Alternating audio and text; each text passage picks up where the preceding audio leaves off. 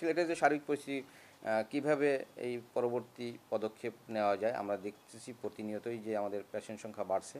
আমাদের মাঝখানে একবার পেশেন্ট ছিল 33, তারপর দিন 86, তারপর গতকাল 96, আজকের রিপোর্টে এখন আমার আসেনি, হয়তো আজকে আরও বেশি হতে পারে। এখানে শামসুদ্দিন হাসপাতাল আমরা জানি যে ধারণ ক্ষমতা মাত্র 100, তার মানে 100 প্রায় সুই হয়তো আজকে ওভারকাম হয়ে গেছে।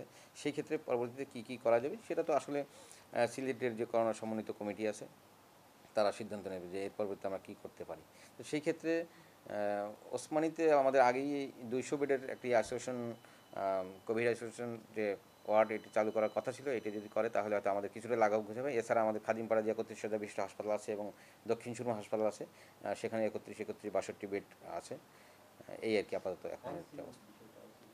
কোনটা আইসিইউ ফ্যাসিলিটিতে আমাদের সিলেটে 16টি আইসিইউ বেড আছে উইথ ভেন্টিলেটর সহ, আর 84টি সাধারণ বেড আছে, এটা শামসুদ্দিনে। এছাড়া নতুন করে যদি এখন ওসমানীতে আরও কিছু আইসিইউ বেড চালু করে সেটা অবশ্যই মঙ্গলময় হবে। এবং আমরা মনে করি এখন দেশের যে সার্বিক অবস্থা তাতে সেই হিসেবে আমাদের এদিকে আরও খেয়াল করা উচিত এবং আরও আইসিইউ নতুন করে তৈরি করা উচিত। আমাদের মিনিস্ট্রি থেকে যে প্রজ্ঞাপনটা এসেছিল সেই প্রজ্ঞাপনের 4 নম্বরে যেটা লেখা ছিল যে বিদেশ হতে আগত যাত্রীদের 14 দিন পর্যন্ত প্রাতিষ্ঠানিক কোয়ারেন্টাইন নিশ্চিত করতে হবে, এটা হোটেলের নিজ খরচ। কিন্তু এই প্রজ্ঞাপনেরটা এসেছে 29শে মার্চ। আজকে 1 এপ্রিল সিভিলেশনের পক্ষ থেকে আরেকটি নির্দেশনা এসেছে। সেই নির্দেশনায় যুক্তরাজ্য সহ আরও 12টি দেশের কথা বলা হয়েছে এবং সেখানে যে নির্দেশনার যে মেইন পয়েন্টগুলো সেটা হচ্ছে এখান থেকে এখন যে সমস্ত যাত্রী বাংলাদেশে আসবে তাদের যদি ওখান থেকে আরটিপিসিআর টেস্ট করে আসে এবং আরটিপিসিআর টেস্ট যদি নেগেটিভ হলে তাদের যদি কোনো উপসর্গ না থাকে তারা সরাসরি হোম কোয়ারেন্টাইন যেতে পারে। 14 দিনের হোম কোয়ারেন্টাইন করতে হবে। এটি দেখভাল করার জন্য প্রশাসন এবং আমাদের যারা স্বাস্থ্যকর্মীরা আছে মাঠে তারা এটা দেখাশোনা করবে। যদি পজিটিভ যদি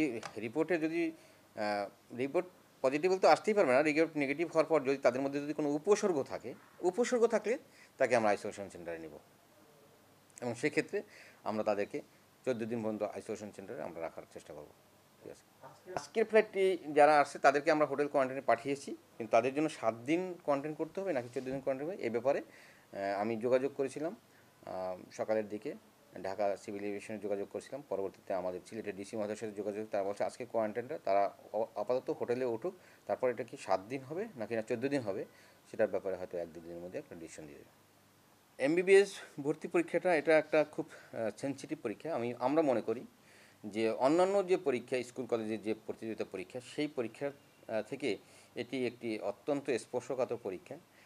সেই পরীক্ষার ব্যাপারে অবশ্যই আমাদের যারা ঊর্ধ্বতন মহল এবং যারা এটাকে নিয়ন্ত্রণ করে তারা এ ব্যাপারে অত্যন্ত সক্রিয় আছে এবং এক্ষেত্রে আমি মনে করি যেহেতু দীর্ঘদিন পরে একটা প্রতীক্ষিত পরীক্ষা, এটা পরীক্ষাটা অবশ্যই হওয়া উচিত, তবে অবশ্যই স্বাস্থ্যবিধি মেনে সেইখানে একটা সামাজিক ডিস্টেন্স মেনে দূরত্ব মেনটেন করে যদি পরীক্ষাটা দেওয়া হয় তাহলে অন্তত পরীক্ষাটা হয়ে যাবে এবং তারা রেজাল্ট হয়ে একটা নিশ্চিত ভবিষ্যতের দিকে চলে যেতে পারে।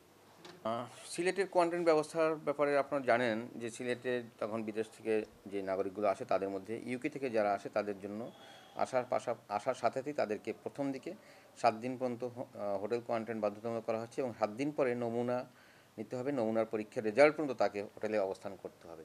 এক্ষেত্রে এই কাজটি করতে গিয়ে আমাদের এয়ারপোর্টে যে মেডিকেল চেক আপ আছে সেই চেক আপের পাশাপাশি আমরা তাদেরকে হোটেলে নিয়ে আসার পরে সেখানে মেডিকেল টিমেরাও মাঝে মাঝে ভিজিলেন্স টিম হিসেবে কাজ করে। এছাড়া পাশাপাশি প্রশাসনের পক্ষ থেকে পুলিশ বাহিনীর পক্ষ থেকে সেখানে একটা কন্ট্রোলিংয়ের ব্যবস্থা করা হয়েছে।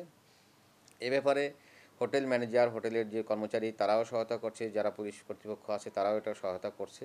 সেই ক্ষেত্রে হোটেল থেকে বাইরে যাওয়ার বিন্দুমাত্র সুযোগ নেই। যদি কেউ করে থাকে সেটা যদি আমাদের কানে আসে আমরা সাথে সাথে সেটার জন্য ব্যবস্থা নিচ্ছি। ইতিমধ্যে সিলেটে বেশ কয়েকটি ঘটনা ঘটেছে এবং সেটার জন্য তাৎক্ষণিকভাবে সেই ব্যবস্থা নেওয়া হয়েছে। আপনারা জানেন গত পরশুদিনও এরকম একটি ঘটনার জন্য 2 জন যাত্রীকে 10,000, 20,000 টাকা জরিমানা করা হয়েছে। এর 3-4 দিন আগে হোটেল ব্রিটানিয়াতে ঠিক এরকম একটি বিরূপ ঘটনার জন্য তাদের হোটেলের যে পরিকল্পনা তাকে ওই হোটেলটাকেই বাদ দেওয়া হয়েছে। তো এই ধরনের পদক্ষেপ নেওয়া হয়েছে। আমাদের কানে আসা পর্যন্ত আমরা সবসময় এটা ব্যবস্থা নিই, তবে ফাঁকে যখন 2-1টি এরকম ঘটনা হয়ে যায় এটা একটি বিচ্ছিন্ন ঘটনা, এটা আমাদের কানে আসলে আমরা সবসময় চেষ্টা করি এটাকে কন্ট্রোল করার জন্য।